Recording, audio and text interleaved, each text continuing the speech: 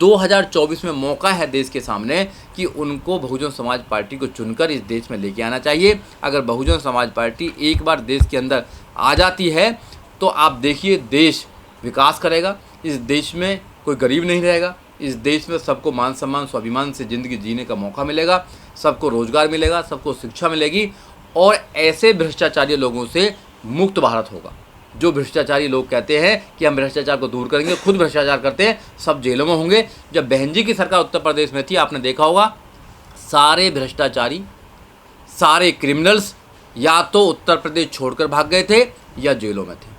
तो इसलिए बहन कुमारी मायावती और बहुजन समाज पार्टी की सरकार लाना बहुत ज़रूरी है। बहुजनों को तो खासकर ये सोचना चाहिए कि हमें अपने अगर अधिकार बचाने हैं, अगर हमें अपने बच्चों के जीवन में सुरक्षा लेके आनी है, अगर हमें आने वाली जो हमारी औलादें हैं, हमारा जनरेशन है, उसको सुरक्षित रखना है तो बहुजन समाज पार्टी को मजबूत करना है और बहुजन समाज पार्टी को और मजबूत करना है, क्योंकि बहुजन समाज पार्टी देश के तीसरे नंबर की पार्टी है, नेशनल लेवल की पार्टी है। हम 4 करोड़ से ज़्यादा हमारी वोट सपोर्ट है, हमारे 10 मेंबर ऑफ पार्लियामेंट हैं, एक हमारे राज्यसभा के मेंबर ऑफ पार्लियामेंट है। हम पूरे देश में हर राज्य में चुनाव लड़ने का काम करते हैं। बड़ी पार्टी को बहुजन समाज पार्टी जो है उसको बहन कुमारी मायावती चलाती है।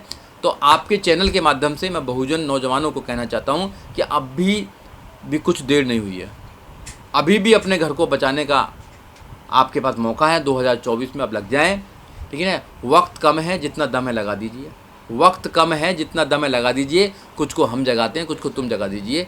दलितों को शराब पिलानी है, एक के बदले 4 मुफ्त ले जाओ और उनको बर्बाद करना है। जो दलितों को बर्बाद करेगा वो खुद भी बर्बाद होगा। केजरीवाल ने इस देश के अंदर एक राजनीति नई शुरुआत की और कहा कि मैं भ्रष्टाचार रहित सरकार बनाऊंगा और मैं भ्रष्टाचार को दूर कर दूंगा, करप्शन फ्री, करप्शन लेस सरकार की बात करिए। तो जब उनके मिनिस्टर ही करप्शन कर रहे हैं, जो उनके आसपास के लोग थे, और इनमें हाथ केजरीवाल का भी है, आज नहीं तो कल, कल नहीं तो परसों वो भी जेल जाने का काम करेंगे, तो उनको जेल जाना ही चाहिए और ऐसे लोगों को सत्ता से बाहर उखाड़ कर फेंकना चाहिए। अब लोग जागरूक हो रहे हैं। तो बसपा मानती है भ्रष्टाचार या आम आदमी पार्टी? बिल्कुल मानती है भ्रष्टाचार। बसपा क्या मानती है? कानून मानता है, कानून भेज रहा है। एफआईआर हुई है, अगर एफआईआर होने के बाद में कोई व्यक्ति जेल गया है और बेल भी नहीं हो पा रही है तो भ्रष्टाचारी है ना, वो सीधी सी बात है। सर, कहा जा रहा है आपकी तरफ से कि बीजेपी जो है सरकारी मशीनरी का दुरुपयोग कर रही है और विपक्ष के नेताओं को निशाना बना रही है। देखिए, दुरुपयोग जो कर रही है बिल्कुल सही बात है आपकी। 1 पे कर सकती है, 2 पे कर सकती है, सारी पार्टी के नेताओं पे तो नहीं कर सकती है। कोर्ट कचहरी यहाँ पे बैठा हुआ है। हाँ, मैं मानता हूँ आपकी बात ठीक है, वो दुरुपयोग करती है, पर इतना भी दुरुपयोग नहीं है। अगर कोई आदमी कुछ नहीं करेगा, अब तक तो नहीं करा था भाई, 2012 से ये आंदोलन चला रहे हैं, उसके बाद 13 में फिर चुनाव हुआ, उसके बाद में सत्ता में आए, तीसरी बार मुख्यमंत्री बने केजरीवाल, कभी नहीं किया उनसे साथ में। अभी क्यों हो रहा है? क्योंकि भ्रष्टाचार किया गया है। दिल्ली की जनता के साथ में इन्होंने धोखा किया है। केजरीवाल ने दिल्ली की जनता के साथ में जो वादे किए थे, इन्होंने तो एफिडेविट देकर वादा किया था कि मैं अपने बच्चों की कसम खाता हूँ कि मैं बड़ा घर नहीं लूँगा, मैं बड़ी गाड़ियों में नहीं चलूँगा, भ्रष्टाचार दूर कर दूँगा। कहा था नहीं कहा था? सबसे बड़े घर में रहते हैं। मरम्मत कराने में भी 42 करोड़ रुपया लगाया है, मरम्मत करने में भी। 2 स्टेट की सिक्योरिटी लेके चलते हैं, पंजाब के अलग लेके, दिल्ली के अलग लेके चलते हैं। और सारे मंत्री, अब ईडी ने छापा मारा है, सीबीआई एफआईआर कर रही है, अब जवाब दें उनको। संजय सिंह जेल गए, सिसोदिया जेल गए, सत्येंद्र जैन जेल गए, पहले मिनिस्टर सारे जेल चले गए। भैया एक ही पार्टी को जेल भेज रहे हैं क्या? आप बताओ ना कुछ कराए जब भी तो जेल जा रहे हैं। केवल फ्री की रेवड़ी बांटकर सत्ता में आना, ये बात साबित करती है कि आपको कोई लेना देना नहीं जनता के मुद्दों से। आपको केवल फ्री की रेवड़ी बांटकर सत्ता में रहना है और सत्ता में रहकर देश की जो संपदा है उसको लूटना है। हजार करोड़पति बन रहे हैं लोग। सर, कहा जा रहा था कि बीजेपी जो आरएसएस है, आरएसएस की बी टीम जो है, बीजेपी की बी टीम जो है वो आम आदमी पार्टी को, मतलब एक दूसरे को ही माना जाता है, ऐसा भी बहुजन समाज की तरफ से कहा जाता था। तो क्या बीजेपी जो है अपने सहयोगी दल पर कार्रवाई कर रही है? देखिए, इनकी जो मानसिकता तो सबकी एक ही है। ये सारी मानसिकता वाले लोग हैं, ब्राह्मणवादी मानसिकता वाले लोग हैं। ये इस देश में संविधान को ख़त्म करना चाहते हैं और संविधान के खिलाफ इन्होंने युद्ध छेड़ रखा है। केजरीवाल भी संविधान के खिलाफ ही युद्ध छेड़ने वाले लोग हैं। बाबा साहब डॉक्टर अम्बेडकर की मूर्ति लगाते हैं, उस पर माला चलाते हैं, मगर विचारों पर ताला लगाने का काम करते हैं। ये केवल ढोंग करते हैं। जो बीजेपी के लोग हैं वो इवेंट करते हैं, जैसे अभी G20 किया था। G20 में 4100 करोड़ रुपया लगाने का काम किया, 2 दिन का इवेंट था। अभी इन्होंने कहा है मेरी माटी मेरा देश, उसमें भी कितने हज़ार करोड़ रुपए लगाने का काम किया है। केवल इवेंट करते हैं, लोगों की जो समस्या है उन पर काम नहीं करते हैं। यहाँ जो लोगों की समस्या है वो भुखमरी की समस्या है, लोगों की समस्या जो है एजुकेशन की समस्या है, लोगों की समस्या जो है नौजवानों की रोज़गार की समस्या है, यहाँ पर लॉ एंड ऑर्डर की समस्या है, मेडिकल की समस्या है, करप्शन की समस्या है, जातिवाद की समस्या है, ये माल न्यूट्रिशन की समस्या है, महिलाओं के साथ होते हुए बलात्कार की समस्या है।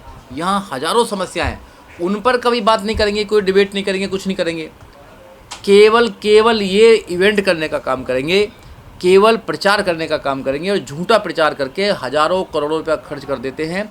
ये लोग गरीब लोगों से नफरत करते हैं, पानी तक पीने के लिए नहीं। दिल्ली के अंदर जिन केजरीवाल की बात कर रहे हो, जिस आप बीजेपी की बात कर रहे हो, ये दोनों सरकार लोगों को अच्छा पानी भी नहीं दे पाए हैं। शिक्षा की बात तो बहुत दूर हो रही है। ये इन्होंने जानबूझकर लोगों को गरीब बनाया। अभी धर्म की बात होगी, हज़ारों करोड़ रुपए खर्च कर देंगे। धर्म की बात होगी तो ये धर्म के ठेकेदार हैं। ये एक व्यवस्था को, स्टेटस को बनाए रखना चाहते हैं, जो हज़ारों सालों से व्यवस्था चली आ रही थी, जिसको बाबा साहब डॉक्टर अम्बेडकर ने संविधान के माध्यम से ख़त्म कर दिया। उस व्यवस्था को ये बनाए रखना चाहते हैं, स्टेटस को बनाए रखना चाहते हैं। और उस व्यवस्था में करोड़ों लोग गुलाम थे, तो उन लोगों को गुलामों की नज़र से ही देखते हैं, उन लोगों को विवश करते हैं गुलाम बनने के लिए, क्योंकि वो ऐसी बस्तियों में रहते हैं जहाँ पर मूल सुविधाएं भी नहीं है।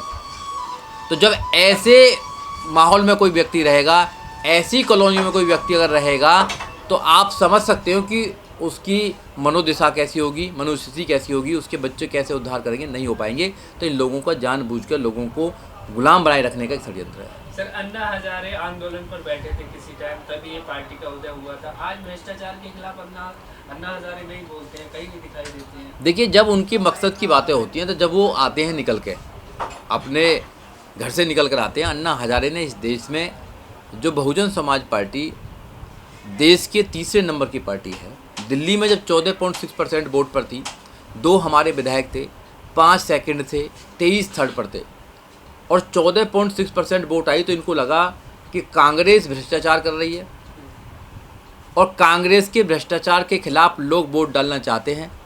तो अब की बार वो बहुजन समाज पार्टी को दिल्ली के अंदर, उत्तर प्रदेश के साथ साथ दिल्ली में भी स्थापित करने का काम करेंगे।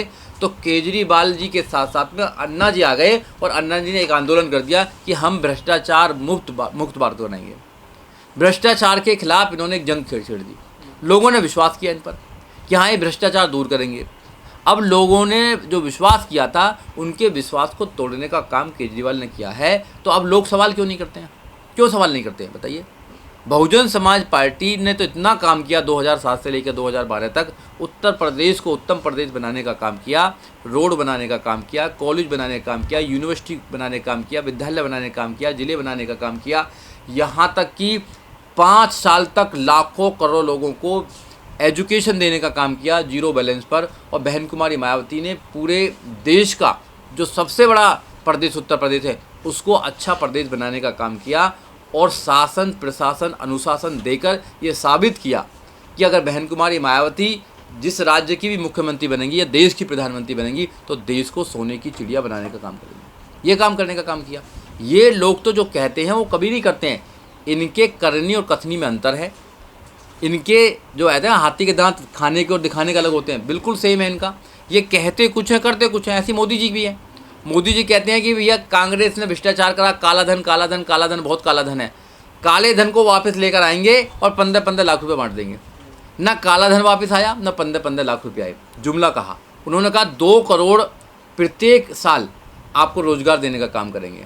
2014 से 2024 आने वाला 10 साल हो गए, कोई रोजगार देने का काम नहीं किया। लोगों से कहा 100 स्मार्ट सिटी बनाएंगे, एक भी स्मार्ट सिटी का नाम बताओ देश में बनी हुआ आज तक। 2022 तक कोई भी व्यक्ति कच्चे मकान में नहीं रहेगा, सबको पक्का मकान दे दिया जाएगा। इनके जुमले हैं, इवेंट करते हैं। ये पूरे देश के नौजवानों को, देश के किसानों को, देश की महिलाओं को, देश के और जो बुद्धिजीवी लोग हैं, उनके खिलाफ इन्होंने एक षड्यंत्र एक युद्ध छेड़ रखा है। ये संविधान को ख़त्म करना चाहते हैं, जो लोगों की आज़ादी है उसको ख़त्म करना चाहते हैं। ये देश के लोगों से मोहब्बत नहीं करते हैं। इनके लोगों के लिए व्यवस्था बनी हुई है, प्राइवेट हॉस्पिटल बने हुए हैं, प्राइवेट स्कूल बने हुए हैं, प्राइवेट यूनिवर्सिटी बने हुए हैं, प्राइवेट जेट बने हुए हैं, सब प्राइवेट व्यवस्था कर दी है। और प्राइवेट में भी ये लोग सुरक्षित हैं, और जो सरकारी व्यवस्था है उसको इन्होंने ठप कर दिया है, चाहे एजुकेशन की व्यवस्था हो चाहे अन्य व्यवस्था हो। तो जब एक सरकार अपने ही देश के लोगों के खिलाफ अगर षड्यंत्र करेगी तो फिर लोगों को भी सोचना चाहिए कि ऐसी सरकार को बदलना चाहिए।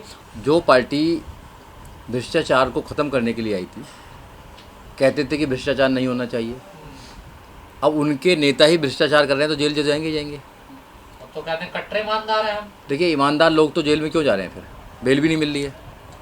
इनके जितने भी नेता हैं और जितने भी इनके मंत्री हैं, सब ने भ्रष्टाचार किया है, और भ्रष्टाचार ही जेल में होना चाहिए। लोगों को, जनता को झूठ बहकाकर सत्ता में आना और उनकी वोट का मजाक उड़ाना आम आदमी पार्टी ने सिद्ध कर दिया है कि इस देश में सिर्फ भ्रष्टाचारी लोग हैं। ये लोग, इनके ख़ानदानी जो हैं, इनके पूर्वज हैं, वो भी भ्रष्टाचारी थे। वो लोग भी तो देश से भ्रष्टाचार कर रहे हैं। इनको कोई लेना देना नहीं जनता से, किसी के एजुकेशन से लेना देना नहीं, किसी से रोज़गार से लेना देना नहीं, लॉ एंड ऑर्डर से कोई लेना देना नहीं। इनको केवल लोगों को शराब बेचनी है,